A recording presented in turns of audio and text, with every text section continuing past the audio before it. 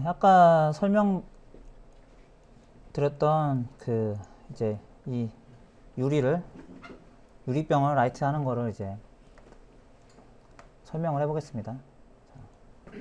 보통 이제 스튜디오에서 라이트를 쓸 때는 절대로 광원을 다이렉트로 때리질 않아요. 그래서 다이렉트 광원이라고 하면은 이제 그 작은 램프 조명 있죠. 예. 그 조명인데 제가 아까 처음에 이제 광원의 크기를 말씀드릴 때 이제 강한 질감을 그림자를 내기 위해서 스팟라이트 같은 거를 일부러 때리지 않는 한 이제 좀 부드러운 조명을 많이 선호를 하고, 그래서 이 유리잔도 마찬가지로 자 렌더링한 이미지를 보시면 이 반사 같은 게 다 이제 부드럽게 퍼져 있죠. 부드럽게 퍼져 있고, 이게 반사뿐만 아니라 굴절도 이제 이게 빛이 굴절이 돼가지고 뒤에 영역에 이제 영향을 미치는데, 그거에 이제 영향을 미치기 때문에 주변에 이제 환경을 어떻게 만드냐가 이제 중요합니다. 그러면 이 카메라가 이 물체 유리병에 닿았을 때 반사가 어떻게 되고 굴절이 어떻게 되는지를 이제 대략적으로 보면은, 자, 이 구조가 이렇게 생겼어요. 이거는 이제 바닥이고, 이 뒤에 검정색 벽이 있죠. 검정색 벽은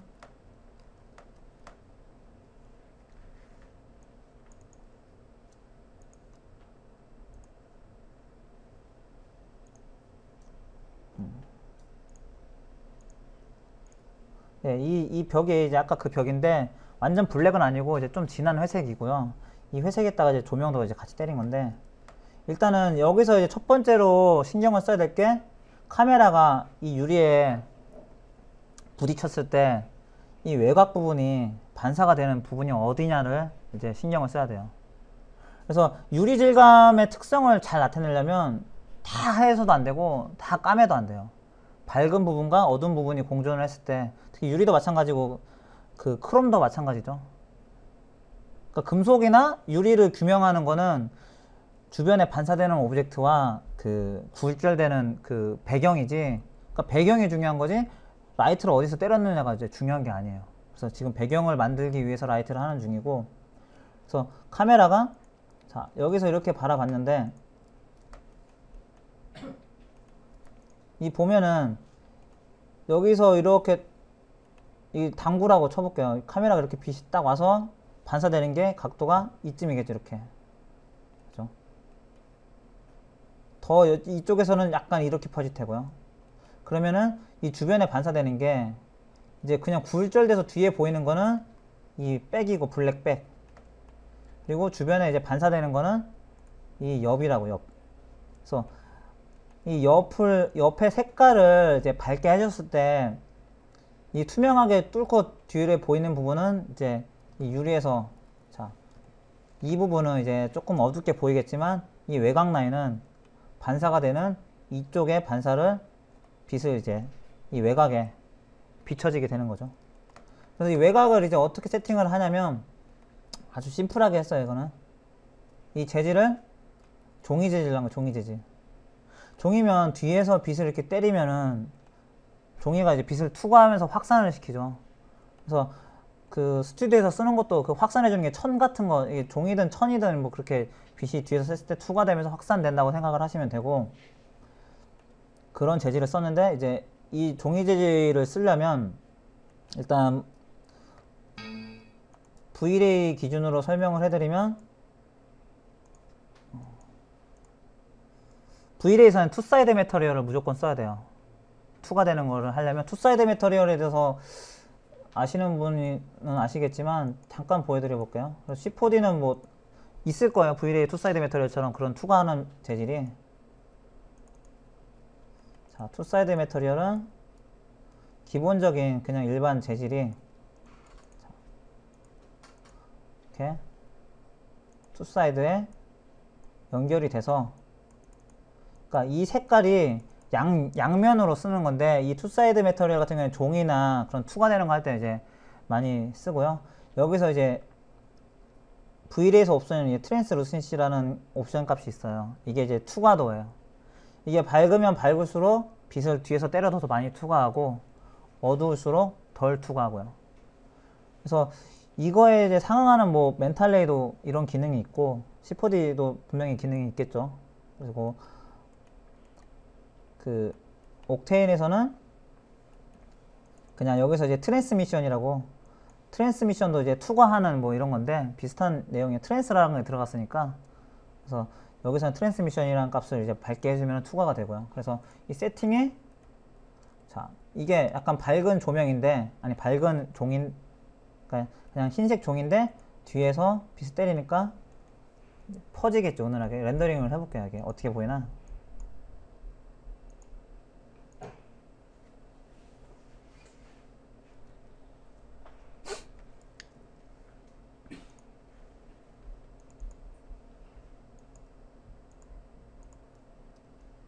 자, 이렇게 돼 있어요.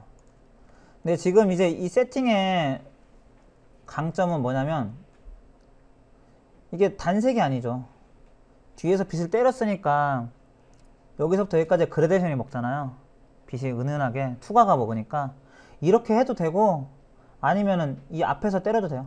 앞에서 빛을 이렇게, 대신에 이제 여기에까지 영향을 안 미치게 하기 위해서 뒤에서 이렇게 때린 거고, 앞에서 때린다면 이제 뭐 라이트 링크나 이런 기능들이 프로그램마다 있는데, 여기서 때린 빛이 얘에만 영향을 주고 얘한테는 안 주게 하면은 얘만 밝아지겠죠.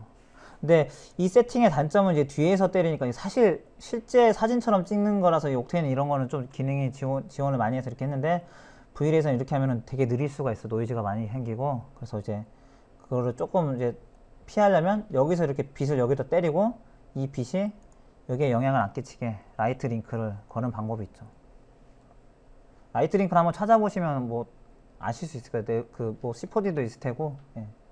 그래서 이렇게 뒤에서 이 유리에 반사되는 이 양 옆에 화면을 그라데이션을 먹게 했고, 그리고 이 아래쪽에다가는, 자, 이 작은 조명을, 이게 이 벽에서부터 가까우면 가까울수록 컨트라스트가 세지겠죠. 멀면 멀수록 이제 확산이 많이 되고요. 이거를 이제 보면서 조절을 할 수가 있는 거죠. 자,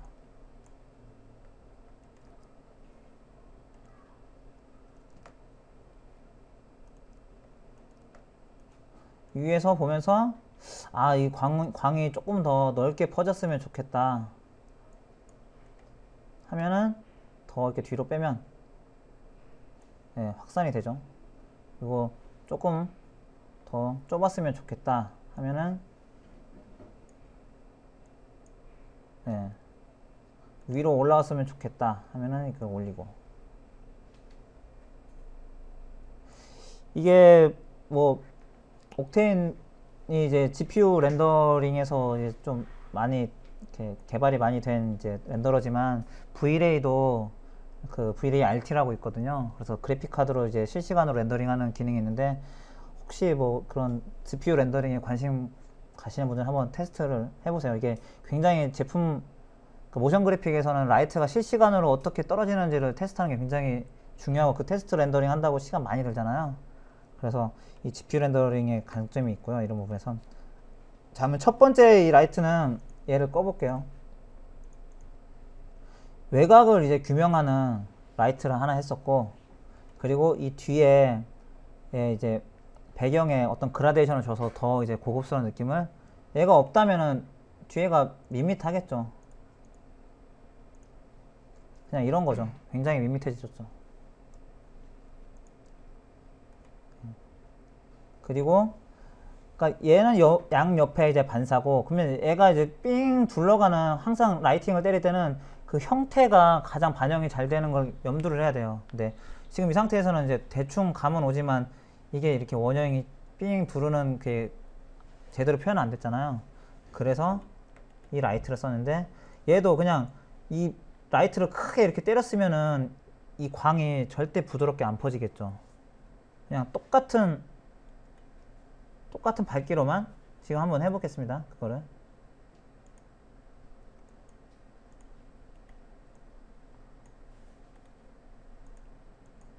이만한 라이트를, 왜 그러니까 이 광들을 확산을 시켜야 되는지를 지금 이렇게 보시면서 생각을 해보세요. 자, 이 라이트가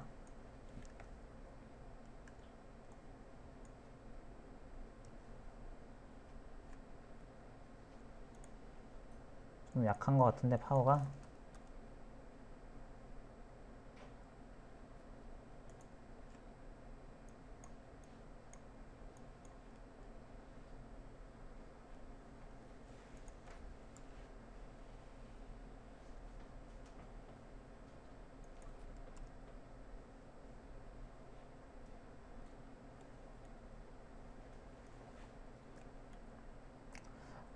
엄청 느리네요. 일단은 이 배경을 끄고 그냥 반사만 한번, 이 라이트가 맺혀지는 반사만 한번 확인을 해 보겠습니다. 다 끄고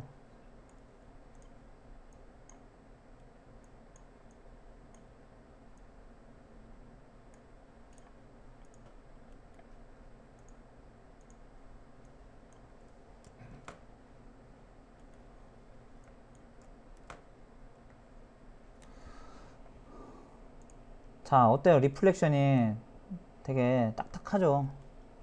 이거 광원에 조금 너무 크니까 좀 줄여보면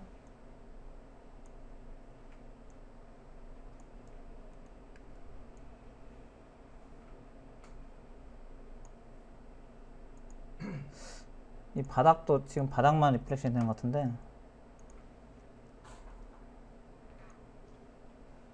얘가 리플렉션이 비저불이 꺼져 있나? 아, 이게 꺼져 있구나. 네.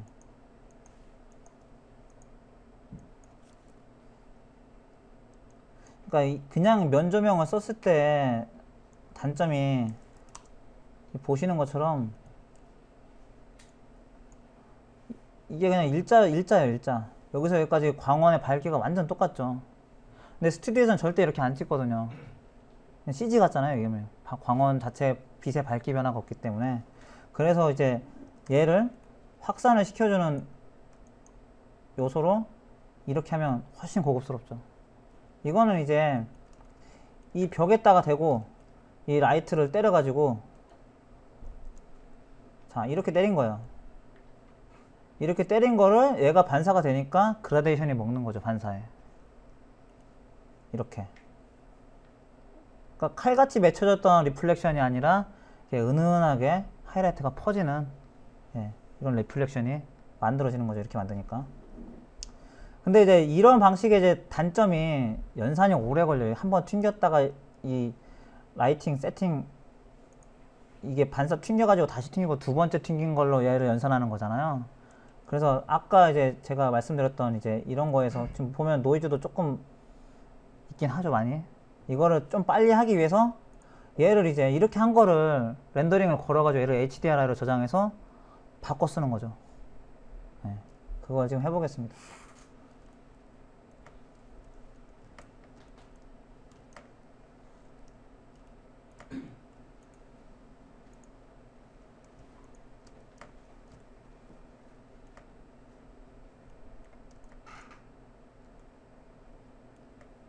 자, 이렇게 렌더링 된 거를 뭐 V-Ray에서도 이렇게 빛을 면에다가 때려가지고 렌더링 하면은 밝기 정보가 그냥 일반적인 화이트만 있는 게 아니라 다 가지고 있어요, 저 안에 노출 정보를.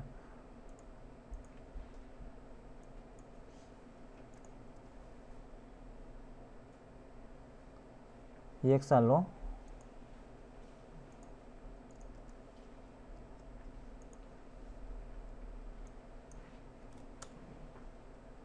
자, 포토샵에서 열어서 한번 확인해 보겠습니다.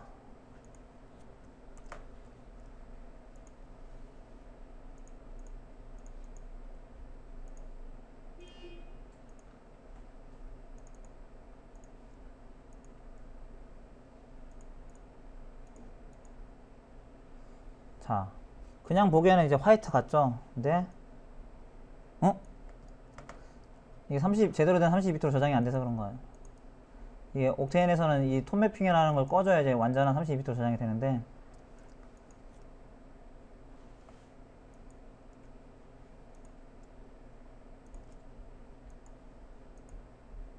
방금 이제 보셨던 게 그냥 일반 그 8비트 이미지가 보정되듯이 이제 돼서 이렇게 보이는 거고, 흐리멍텅하죠. 이게 밝기가 만약에 다 정보가 있으면 점점 작아질 텐데, 원이.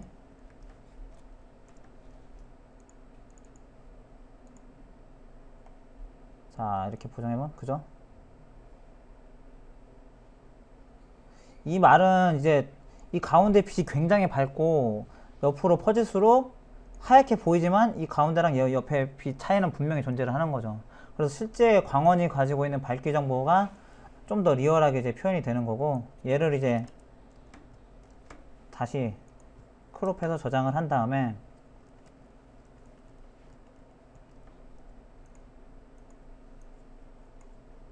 여기다가 재질에다가 이제 그 라이트 재질을 입히는 거죠.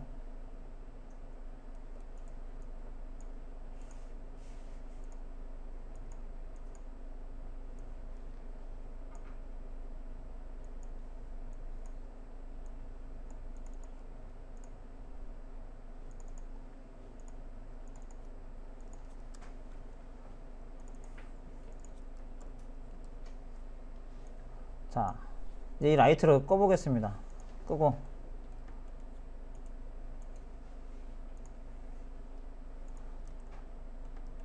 얘만 이제 걸어서 보면은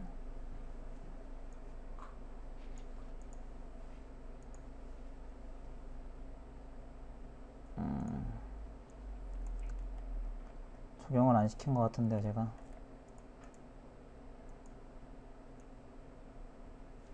너무 세죠 지금 밝기가.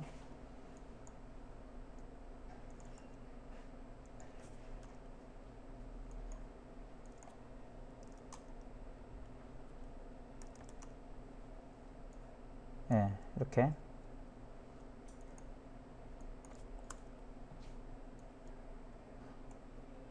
그냥 이렇게 단면으로 그 반사를 시키는 것보다는 이렇게 3D에서 렌더링 건 거를 다시 32비트로 저장해서 라이트 소스로 쓰면은 그라데이션이 먹기 때문에 훨씬 더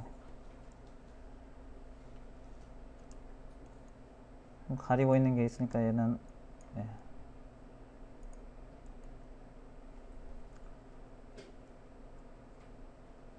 자, 아까보다 그러니까 이거는 이미 한번 연산된 빛 소스를 쓰는 거기 때문에 다 끄고 걸어보면 연산이 아까보다 노이즈가 이제 줄어드는 게 더 이제 빨라질 수가 있죠.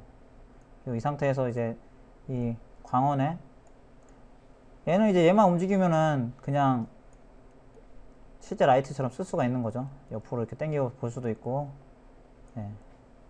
역광으로 줄 수도 있고. 예. 너무 센 거 같다 하면은 이제 빛의 밝기를 약하게 해주면 예, 좀 더 부드러워지고, 이런 식으로 이제 HDRI가 가지고 있는 소스를 이용해서 예, 라이팅을 할 수가 있습니다. 자, 그러면 HDRI까지 설명을 해드렸고 잠깐 녹화 중지하겠습니다.